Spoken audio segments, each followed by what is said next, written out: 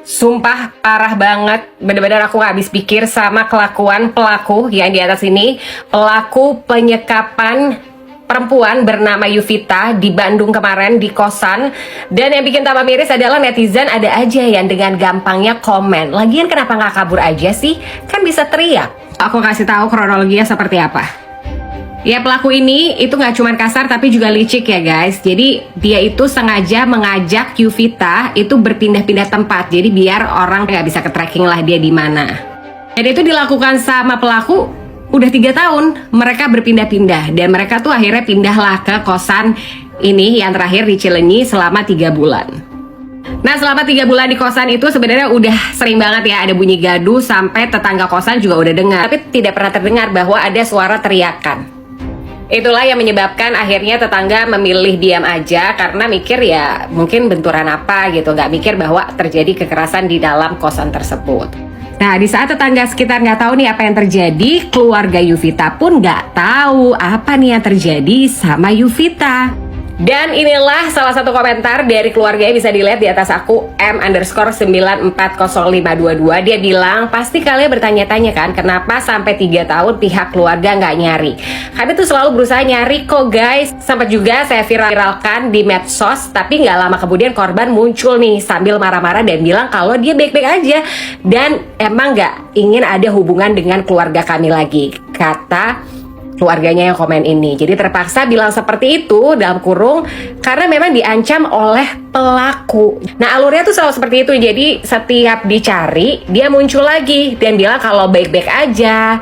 Dan mungkin itu adalah alibi ya supaya keluarga tuh stop untuk cari korban. Lalu kenapa korban gak bisa kabur? Balik lagi ya, ada aja nih komentar dari netizen yang meresahkan keluarga dan aku juga. Ya karena emang kondisinya memang gak memungkinkan ya untuk kabur ya guys.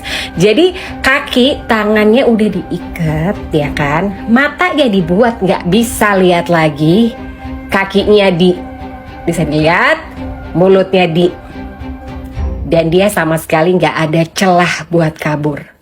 Nah, ini adalah taktik komunikasi manipulatif ya yang dilakukan oleh pelaku dan akhirnya berhasil ya bikin keluarga mengira bahwa kondisi Yuvita aman-aman aja. Sampai akhirnya puncaknya Yuvita udah kritis dan si pelaku ketakutan dan dia minta tolong lah sama penjaga kos untuk bantu dia nganterin ke rumah sakit. Dan perlu diketahui bahwa sebenarnya penjaga kos ini sudah melihat kondisi Yuvita tuh udah parah banget ya ketika menempati tempat kos di Cilenyi. Karena benar-benar gak bisa jalan dan harus dipapah nih ketika masuk kamar. Ya balik lagi, penjaga akhirnya kan membawa tuh Yuvita dan juga pelaku ke rumah sakit. Tapi di jalan bukannya berterima kasih, pelaku tuh malah ngancem gitu ya, teror gitu ya ke si penjaga kos. Dan ngancem, awas ya kalau sampai istri saya meninggal urusannya bakal panjang sama saya gara-gara kamu. Lah ini kan kesalahan pelaku, kenapa penjaga kosnya yang disalahin ya lah? Ya itulah komunikasi manipulatif yang dilakukan oleh pelaku yang memanipulasi penjaga kos. Ini tuh dilakukan sengaja tuh menebarkan ketakutan lewat ancaman verbal biar penjaga kos gak ngomong macem-macem lah. Emang ya ini pelaku benar-benar licik banget. Bahkan sampai di rumah sakit pun korban itu ngaku kalau misalnya dia tuh sampai parah banget keadaannya tuh gara-gara pelaku. Yuvita tetap memilih bungkam dan bilang bahwa dia tuh jatuh di kamar mandi. Bayangin semanipulatif apa pelaku ini bisa membuat Yuvita atau korban tuh takut untuk bicara kebenarannya, padahal pelaku tuh udah lagi gak ada di tempat. Jadi logika korban tuh jadi sampai gak bisa mikir secara jernih karena manipulasi dari pelaku ini. Ya kalau menurut aku udah stop deh nanya-nanya kalimat yang gak banget gitu, bilang kalau kenapa gak kabur aja atau keluarganya kok gak nyariin. Karena tuh korban itu tuh dihancurin fisik ya dan juga dicuci otak ya, manipulasi sedemikian rupa sampai akhirnya itu tuh bener-bener takut sama teror-teror yang dilakukan oleh si pelaku ini. Akhirnya apa? Dia udah gak punya energi lagi untuk menyelamatkan dirinya. Pelajarannya adalah buat kita semua mulai sekarang kalau ada suara gaduh yang mencurigakan di sekitar tetangga, lingkungan terdekat, jangan cuek. Coba kita untuk proaktif, bukan berarti kita ikut campur, kita coba yuk lapor ke pihak berwajib. Pokoknya stay safe semuanya.